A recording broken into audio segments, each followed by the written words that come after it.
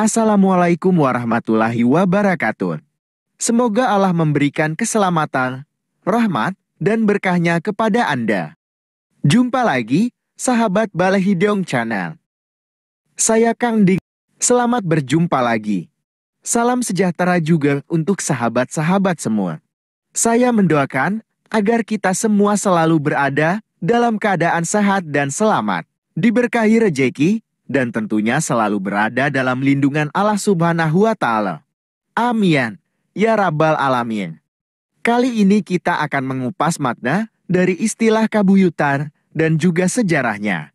Mari kita simak bersama-sama di Balehidong Channel. Siapkan diri Anda untuk mendengarkan informasi menarik yang akan kami sajikan. Jangan pergi kemanapun, tetaplah terhubung dengan kami di Balehidong Channel. Terima kasih sudah menyaksikan dan mendukung kami. Jangan lupa untuk sahabat-sahabat semua untuk melakukan subscribe, like, komen, dan share video-video kami di Balehidong Channel. Dukungan dan partisipasi Anda sangat berarti bagi kami. Terima kasih banyak atas apresiasi dan dukungan yang telah sahabat berikan. Berikut adalah perbedaan antara istilah kabuyutan dan kerajaan. 1. Kabuyutan. Kabuyutan adalah istilah yang merujuk pada suatu bentuk organisasi masyarakat yang lebih tua dan primitif. Kabuyutan umumnya terkait dengan aspek spiritual dan agama. Kabuyutan dipimpin oleh seorang pemimpin spiritual atau religius dan fokus pada upacara, tradisi, dan praktik keagamaan.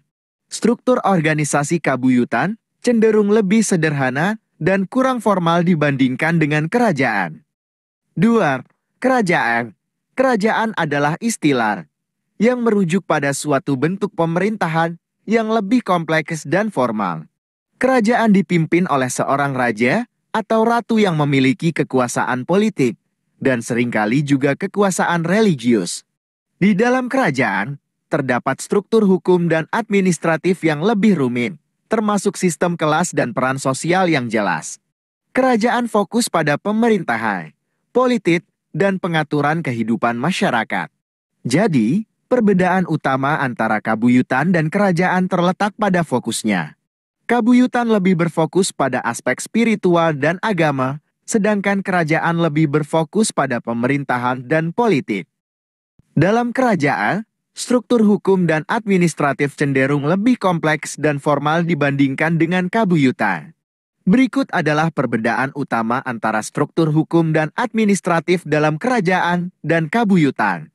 1. Hukum. Kerajaan.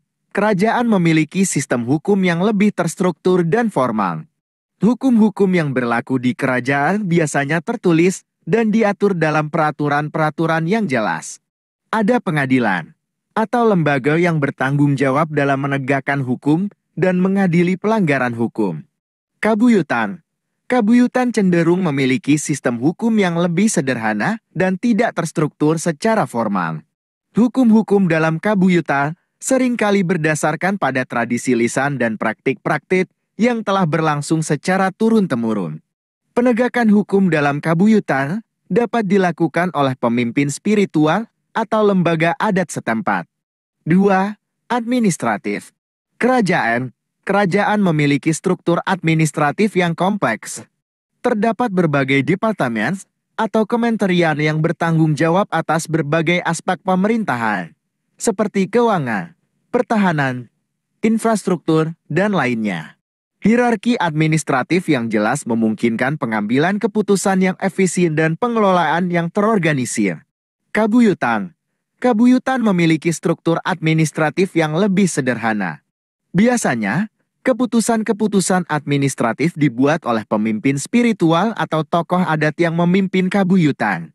Tidak ada struktur administratif yang kompleks, seperti dalam kerajaan. Jadi, perbedaan utama antara struktur hukum dan administratif dalam kerajaan dan kabuyutan terletak pada tingkat kompleksitas, formalitas, dan organisasi. Kerajaan memiliki struktur yang lebih terstruktur dan formal dalam hukum dan administrasi, sedangkan kabuyutan cenderung memiliki struktur yang lebih sederhana dan tidak terstruktur secara formal. Dalam sebuah kabuyutan, proses pengambilan keputusan administratif biasanya melibatkan pemimpin spiritual atau tokoh adat yang bertanggung jawab atas kabuyutan tersebut. Berikut adalah beberapa informasi mengenai proses pengambilan keputusan administratif dalam kabuyutan. 1. Konsultasi dan musyawarah. Pemimpin spiritual atau tokoh adat dalam kabuyutan cenderung mengambil keputusan secara kolektif dengan melibatkan anggota masyarakat yang terkait. Mereka biasanya melakukan konsultasi dan musyawarah untuk mendiskusikan masalah-masalah administratif yang perlu diambil keputusan. 2. Pertimbangan tradisi dan adat. Dalam pengambilan keputusan administratif, pemimpin spiritual atau tokoh adat dalam kabuyutan akan mempertimbangkan tradisi dan adat yang telah berlangsung secara turun-temurun. Mereka akan memperhatikan nilai-nilai dan norma-norma yang ada dalam masyarakat untuk memastikan keputusan yang diambil sesuai dengan kearifan lokal. 3. Keterlibatan masyarakat. Keputusan administratif dalam kabuyutan juga melibatkan partisipasi masyarakat. Pemimpin spiritual atau tokoh adat akan mendengarkan pendapat dan masukan dari anggota masyarakat sebelum mengambil keputusan. Hal ini dilakukan untuk memastikan bahwa keputusan yang diambil mencerminkan kepentingan dan kebutuhan masyarakat secara luas. 4. Berlandaskan nilai agama. Kabuyutan seringkali memiliki landasan agama atau spiritual yang kuat. Dalam pengambilan keputusan administratif, pemimpin spiritual akan merujuk pada nilai-nilai agama dan ajaran-ajaran spiritual untuk memandu keputusan yang diambil. Hal ini bertujuan untuk menjaga keselarasan antara tindakan administratif dengan nilai-nilai yang diyakini dalam kabuyutan. Namun, perlu diingat bahwa proses pengambilan keputusan administratif dalam kabuyutan dapat bervariasi tergantung pada tradisi dan praktik yang berlaku di wilayah tertentu. Setiap kabuyutan mungkin memiliki cara yang berbeda dalam mengambil keputusan administratif. Pemimpin spiritual atau tokoh adat dalam kabuyutan mendapatkan kepercayaan dan legitimasi dari masyarakat melalui beberapa cara. Berikut adalah beberapa faktor yang berperan dalam memperoleh kepercayaan dan legitimasi. 1. Warisan turun-temurun. Pemimpin spiritual atau tokoh adat seringkali merupakan keturunan dari pemimpin sebelumnya. Warisan turun-temurun ini memberikan legitimasi kepada mereka karena dianggap sebagai pewaris pengetahuan, kebijaksanaan, dan kearifan yang telah ada sejak lama dalam masyarakat. 2. Pengetahuan dan keahlian. Pemimpin spiritual atau tokoh adat biasanya memiliki pengetahuan dan keahlian yang khusus dalam hal agama, ritual, tradisi, dan tata cara adat. Pengetahuan ini membuat mereka dianggap sebagai otoritas dan ahli dalam hal-hal yang terkait dengan kehidupan spiritual dan adat istiadat. 3. Integritas dan keteladanan. Pemimpin spiritual atau tokoh adat yang memiliki integritas tinggi dan mempraktikkan nilai-nilai yang diyakini oleh masyarakat akan mendapatkan kepercayaan dan penghormatan dari mereka. Keteladanan dalam perilaku dan tindakan sehari-hari juga menjadi faktor penting dalam memperoleh legitimasi. 4. Keterlibatan dan pelayanan. Pemimpin spiritual atau tokoh adat yang aktif terlibat dalam kehidupan masyarakat, mendengarkan masalah dan kebutuhan mereka, serta memberikan pelayanan yang bermanfaat akan memperoleh kepercayaan dan dukungan dari masyarakat. Keterlibatan mereka dalam upacara, ritual, dan kegiatan sosial masyarakat juga memperkuat legitimasi mereka. 5. Pengakuan dari masyarakat. Akhirnya, pemimpin spiritual atau tokoh adat memperoleh legitimasi melalui pengakuan dan dukungan yang diberikan oleh masyarakat secara luas. Jika masyarakat mengakui dan menghormati peran serta kontribusi mereka, maka kepercayaan dan legitimasi akan semakin kuat. Perlu diingat bahwa kepercayaan dan legitimasi ini dapat berbeda-beda tergantung pada budaya, tradisi, dan nilai-nilai yang berlaku dalam masyarakat setempat. Setiap kabuyutan mungkin memiliki cara yang unik dalam memperoleh kepercayaan dan legitimasi dari masyarakat. Pemimpin spiritual atau tokoh adat dapat menunjukkan integritas dan keteladanan kepada masyarakat melalui beberapa cara. Berikut adalah beberapa contoh Bagaimana mereka dapat menunjukkan integritas dan keteladanan? 1. Mempraktikkan nilai-nilai yang diajarkan. Pemimpin spiritual atau tokoh adat harus mempraktikkan nilai-nilai yang mereka ajarkan kepada masyarakat.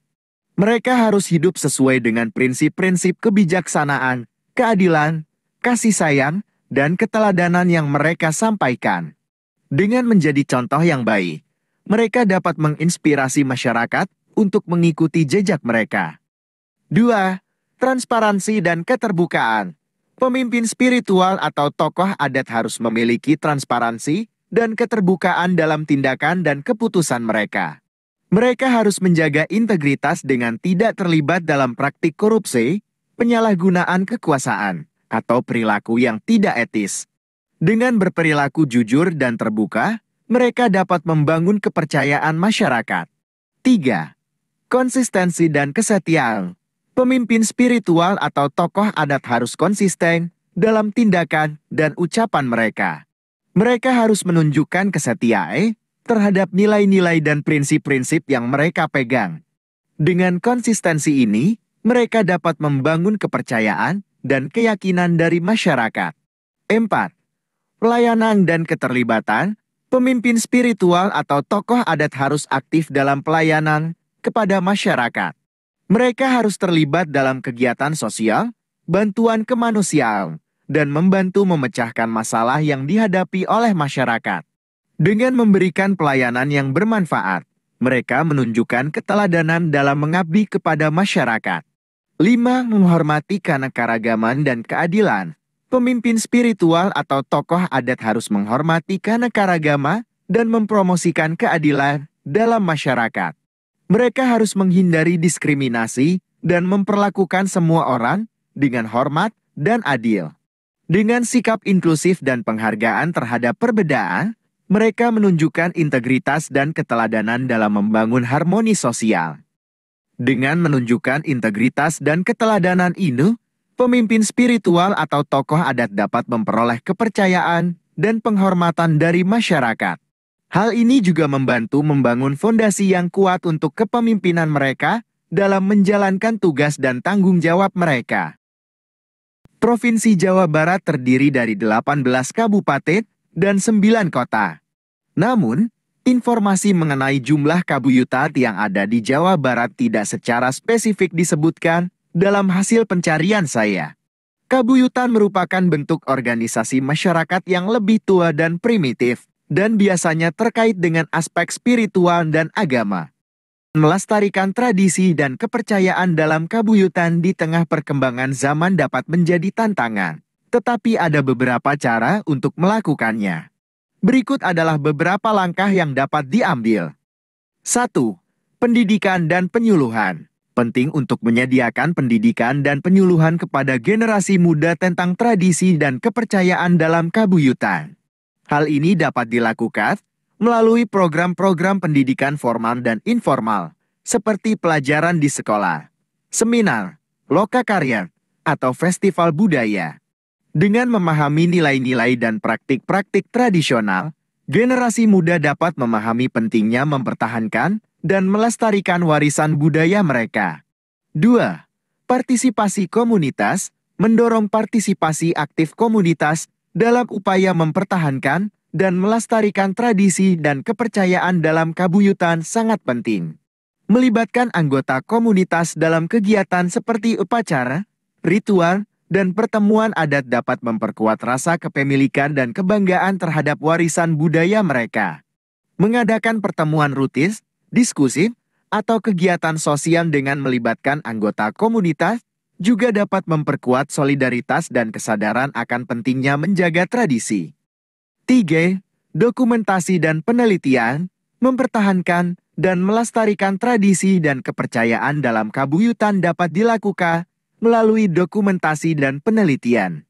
Merekam dan mendokumentasikan upacara, ritual, cerita, dan praktik-praktik tradisional dapat membantu menjaga pengetahuan dan informasi yang berharga. Penelitian tentang sejarah, filosofi, dan makna di balik tradisi juga dapat memberikan pemahaman yang lebih dalam dan mendorong apresiasi terhadap warisan budaya. 4. kolaborasi dengan lembaga budaya dan pemerintah. Bekerja sama dengan lembaga budaya dan pemerintah setempat dapat memberikan dukungan dan sumber daya yang diperlukan untuk mempertahankan dan melestarikan tradisi dan kepercayaan dalam Kabuyutan. Ini dapat melibatkan kerjasama dalam pengorganisasian acara budaya, pemeliharaan situs bersejarah, atau pengembangan program pendidikan dan promosi kebudayaan. Kolaborasi ini juga dapat meningkatkan kesadaran masyarakat luas tentang pentingnya menjaga keberagaman budaya dan warisan lokal. Dengan pendidikan, partisipasi komunitas, dokumentasi, penelitian, dan kolaborasi yang tepat, tradisi dan kepercayaan dalam Kabuyutan dapat dipertahankan dan dilestarikan di tengah perkembangan zaman. Hal ini penting untuk menjaga keberlanjutan dan kehidupan warisan budaya yang berharga bagi generasi sekarang dan mendatang. Untuk mendorong generasi muda agar berpartisipasi aktif dalam pemeliharaan dan pelestarian tradisi dan kepercayaan dalam Kabuyutan, berikut adalah beberapa langkah yang dapat diambil. 1. Pendidikan dan kesadaran. Penting untuk memberikan pendidikan dan kesadaran kepada generasi muda tentang nilai-nilai, makna, dan pentingnya tradisi dan kepercayaan dalam Kabuyutan. Ini dapat dilakukan melalui pendidikan formal di sekolah, program pendidikan budaya, lokakarya, atau seminar. Hal ini akan membantu mereka memahami warisan budaya mereka dan meningkatkan apresiasi terhadap tradisi yang ada. 2. Keterlibatan aktif. Melibatkan generasi muda secara aktif dalam kegiatan tradisional dan upacara dalam Kabuyutan dapat membantu mereka merasakan keunikan dan keindahan tradisi tersebut. Mereka dapat diajak untuk berpartisipasi dalam upacara, ritual, pertemuan adat, atau acara budaya. Ini akan memberikan pengalaman langsung dan memperkuat rasa kepemilikan mereka terhadap tradisi. 3. Pemanfaatan teknologi. Menggunakan teknologi seperti media sosial, video, dan platform digital lainnya dapat membantu generasi muda dalam mempelajari dan membagikan informasi tentang tradisi dan kepercayaan dalam Kabuyutan. Mereka dapat membuat konten digital seperti video dokumenter, blog, atau podcast yang dapat menjangkau audiens yang lebih luas dan memperkuat apresiasi terhadap tradisi. 4. Mentorship dan pembimbingan. Generasi muda dapat didorong untuk berpartisipasi aktif dengan adanya mentorship dan pembimbingan dari para tokoh adat atau pemimpin spiritual dalam Kabuyutan. Mentorship ini dapat memberikan pemahaman yang lebih dalam tentang tradisi dan kepercayaan, serta memberikan panduan dan dukungan dalam menjalankan praktik-praktik tradisional. 5. Pengakuan dan apresiasi. Mengakui dan menghargai kontribusi generasi muda dalam pemeliharaan dan pelestarian tradisi dan kepercayaan dalam Kabuyutan sangat penting. Mereka perlu diberi penghargaan dan diapresiasi atas upaya dan dedikasi mereka dalam menjaga warisan budaya. Ini akan memberikan motivasi dan dorongan bagi generasi muda untuk terus berpartisipasi dan melanjutkan tradisi. 6. Kolaborasi dan keterlibatan komunitas. Melibatkan generasi muda dalam proses pengambilan keputusan dan perencanaan terkait pemeliharaan dan pelestarian tradisi dapat memberikan mereka rasa memiliki dan tanggung jawab terhadap warisan budaya mereka. Kolaborasi dengan komunitas lokal, lembaga budaya, dan pemerintah juga dapat memberikan kesempatan bagi generasi muda untuk berkontribusi dalam upaya pemeliharaan tradisi. Dengan pendidikan, keterlibatan aktif, pemanfaatan teknologi, mentorship, pengakuan, dan kolaborasi komunitas, generasi muda dapat didorong untuk berpartisipasi aktif dalam pemeliharaan dan pelestarian tradisi dan kepercayaan dalam Kabuyutan. Ini akan membantu memastikan keberlanjutan warisan budaya yang berharga bagi masa depan. Demikianlah informasi yang dapat saya sampaikan kepada sahabat Balai Hidung Channel mengenai perbedaan antara Kabuyutan dan kerajaan. Semoga informasi ini dapat dipahami dan menjadi hasanah yang berkelanjutan di masa yang akan datang. Kita berharap bahwa anak cucu kita kelak dapat menjadi penanggung jawab dalam mempertahankan dan melestarikan warisan budaya ini. Terima kasih banyak kepada sahabat Balai Hidung Channel atas dukungannya yang luar biasa. Jangan lupa untuk subscribe, like, komen, serta share kontennya ya. Sampai jumpa di video konten berikutnya. Wassalamualaikum warahmatullahi wabarakatuh. Semoga Allah memberikan rahmat, kasih sayang, dan berkahnya kepada sahabat Balai Hidung Channel. Sampai jumpa di kesempatan berikutnya. Tetap semangat dan sukses selalu.